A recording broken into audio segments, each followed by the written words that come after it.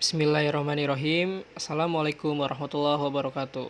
Perkenalkan, kami dari kelompok 4 yang beranggotakan Andri Tristiawan, Delima Tusde Siagian, Hasna Nabila, dan Nining Maida. Kami akan menjelaskan materi tentang kenampakan alam lingkungan setempat melalui pelajaran IPS terintegrasi di kelas 4 SD. Materi pertama akan dipaparkan oleh saudari Delima, yang kedua oleh saudari Hasna Nabila, yang ketiga oleh saudari Maida, dan kesimpulan akan disampaikan oleh saya sendiri. Hari ini kita akan membahas tentang kenampakan bentuk bumi. Kenampakan alam bisa disebut juga bentuk muka bumi. Bentuk muka bumi ini sering disebut juga dengan relief muka bumi. Relief muka bumi terbentuk karena adanya proses-proses di muka bumi yang disebabkan oleh gaya asal dalam atau disebut endogen dan gaya asal luar atau disebut eksogen. Secara umum, kenampakan bumi dapat dibedakan menjadi dua, yaitu kenampakan alami dan kenampakan buatan. Kenampakan alami adalah kenampakan yang bentang alam pada petanya terdapat secara alamiah di muka bumi. Contoh kenampakan alami itu samudra, gunung, dataran tinggi, danau, dan lain sebagainya. Jadi kenampakan alami itu adalah yang terbentuk secara alami.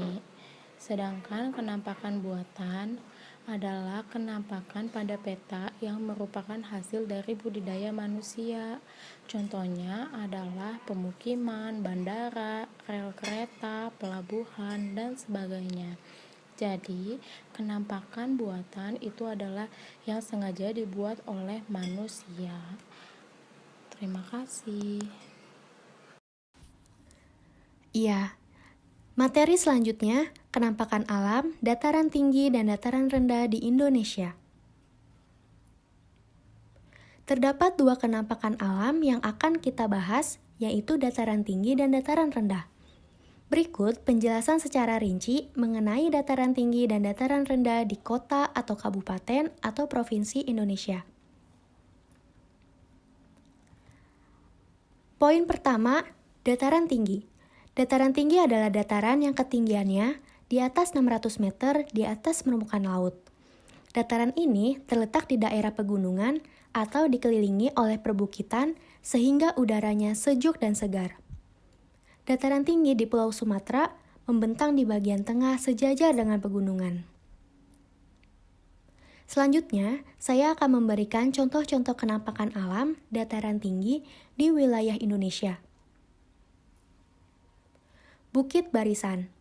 Dataran tinggi di Sumatera antara lain dataran tinggi Pasai, Alas, dan Gayo pada Aceh. Serta dataran tinggi Karo, Sumatera Utara. Dataran tinggi lainnya di wilayah Indonesia adalah dataran tinggi Puncak pada Jawa Barat, dataran tinggi Dieng pada Jawa Tengah, dataran tinggi Ijen pada Jawa Timur, dan dataran tinggi Madi pada Kalimantan Barat. Di daerah dataran tinggi dapat ditemukan objek wisata alam, seperti Gunung Tangkuban Perahu pada Jawa Barat, Pengalengan pada Jawa Barat, dan Dieng pada Jawa Tengah. Selain itu, ada juga sumber pemandian air panas alami, seperti Ciater, Lembang, Jawa Barat, dan Sangkan-Hurip, Linggarjati. Daerah dataran tinggi juga mempunyai udara yang sejuk dengan pemandangan yang indah. Hal ini menyebabkan banyak orang mendirikan rumah-rumah di sana untuk peristirahatannya. Ya, poin selanjutnya adalah dataran rendah. Dataran rendah adalah bentangan tanah datar yang sangat luas pada ketinggian kurang dari 200 meter di atas permukaan laut. Meskipun letaknya dekat, daerah Surabaya, Medan, Pontianak, Jayapura, dan Ujung Pandang. Penduduk kota yang bertempat tinggal di dataran rendah memanfaatkan daerahnya untuk tempat tinggal. Selain itu, mereka juga mendirikan gedung pantai, tetapi mata pencaharian penduduknya berbeda-beda. Di sini tidak ditemukan lagi kegiatan nelayan, kapal-kapal serta perahu yang berlabuh. Selanjutnya adalah keragaman sosial dan budaya Indonesia berdasarkan kenampakan alam. Berikut adalah kenampakan alam yang mempengaruhi sosial budaya di Indonesia. Yang pertama adalah suku bangsa. Kenampakan alam mempengaruhi temperamen dan watak suatu suku. Contohnya seperti suku Madura yang terkenal suka bekerja keras dan suku Batak yang terkenal dengan intonasi suaranya yang keras. Yang kedua adalah kebudayaan setempat. Kebudayaan suatu daerah berkembang karena kebiasaan yang turun-temurun.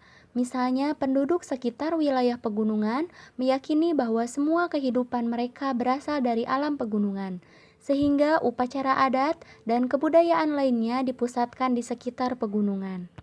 Yang ketiga adalah alat transportasi. Kondisi alam juga berpengaruh pada alat transportasi yang digunakan manusia. Misalnya daerah yang berbukit-bukit, masyarakatnya masih banyak menggunakan kuda sebagai alat transportasi. Yang terakhir adalah kehidupan sehari-hari serta mata pencaharian. Kehidupan masyarakat pedesaan bercorak sejenis dan sangat tergantung dari kenampakan alam di sekitarnya. Contohnya perkampungan nelayan di pinggir lautan, sebagian besar penduduknya bermata pencaharian sebagai nelayan. Sedangkan masyarakat perkotaan sedikit mengandalkan kenampakan alam dalam kegiatan sehari-harinya. Tapi, masyarakat perkotaan sangat mudah menerima kemajuan teknologi, perubahan, dan pembaharuan. Juga masyarakat perkotaan mempunyai mata pencaharian yang beraneka ragam, seperti pengusaha, pedagang, buruh pabrik, pegawai kantor, dan pegawai pemerintah. Ya, selanjutnya saya akan menjelaskan dampak kenampakan alam terhadap pemanfaatan sumber daya alam. Saat ini sedang maraknya terjadi masalah kerusakan lingkungan. Semua penduduk bumi mulai terasa terganggu karena adanya kerusakan lingkungan. Dampak yang didapatkan dari kenampakan alam terhadap pemanfaatan sumber daya alam yaitu sebenarnya bukan hanya dampak negatifnya saja, melainkan adanya dampak positif pula. Berikut adalah penjelasan dari dampak kenampakan alam terhadap pemanfaatan sumber daya alam. Poin yang pertama, dampak negatif. Dampak negatif pada kenampakan alam terhadap pemanfaatan sumber daya alam yaitu, menurut Berry and Corley yang dikutip oleh Sulistyowati 2005, bahwa dampak perkembangan industri yang berkembang pesat di beberapa negara maju dan juga perkembangan pembangunan perkotaan telah meningkatkan suhu yang cukup tinggi. Kerusakan lingkungan secara global pada umumnya diakibatkan oleh aktivitas industri dari negara-negara yang sedang berkembang, termasuk Indonesia. Kondisi ini dapat difahami karena semenjak berakhirnya Perang Dunia Kedua, negara-negara tersebut umumnya baru bebas dari kolonialisme. Sehingga dengan kondisi sumber daya manusia yang terbatas, eksploitasi lingkungan secara besar-besaran merupakan salah satu alternatif pilihan. Dengan adanya beberapa bencana di permukaan bumi, manusia mulai merasa perlu untuk bersikap ramah terhadap lingkungan. Sikap tersebut diantaranya ditunjukkan dengan adanya usaha terencana dalam mengelola lingkungan. Poin yang selanjutnya adalah dampak positif. Bukan hanya dampak negatif yang terlihat pada kenampakan alam terhadap pemanfaatan sumber daya alam. Dampak positif pun akan terlihat pada hal ini. Berikut adalah dampak-dampak positif yang terjadi. Dengan adanya kenampakan alam di Indonesia, dapat meningkatkan siklus perekonomian masyarakat sekitar. Selanjutnya, kebutuhan sehari-hari dapat terpenuhi. Kemudian, menimbulkan rasa kecintaan terhadap lingkungan jika interaksi tersebut berhubungan dengan alam. Kemudian, semakin berkurang pemakaian sumber daya alam yang tidak dapat diperbarui, sehingga kemudian beralih ke sumber daya alam yang dapat diperbarui. Contohnya, yaitu dari bahan bakar fosil ke bahan bakar tumbuhan. Kesimpulannya adalah kenampakan alam merupakan segala sesuatu di dalam alam yang merupakan hasil dari peristiwa alam, maupun peristiwa dari hasil buatan manusia.